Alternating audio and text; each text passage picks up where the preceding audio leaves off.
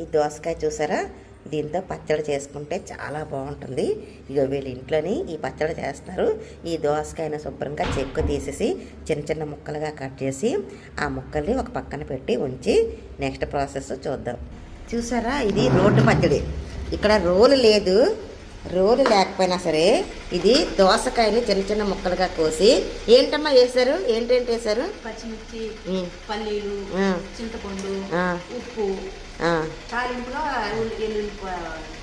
అంటే ఇప్పుడు పచ్చిమిర్చి చలాపరుకులు వేయించారా, నూనెలో వేయించారా? నూనెలో వేయించారు. పచ్చిమిర్చి చలాపరుకులు నూనెలో వేయించి ఇక్కడ వేశారు.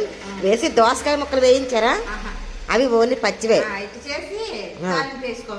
ఓకే, ఆ ముక్కలు వీళ్ళ దగ్గర రోల్ లేదు, అందుకని ఆమెమో అలా చేస్తారు.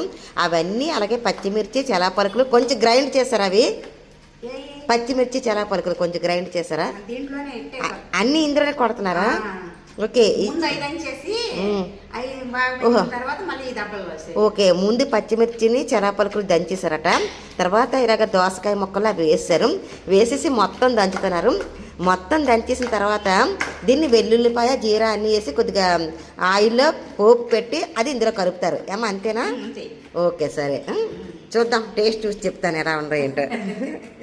ఇదిగో అలాగా పోపు పెట్టేసింది ఇప్పుడే.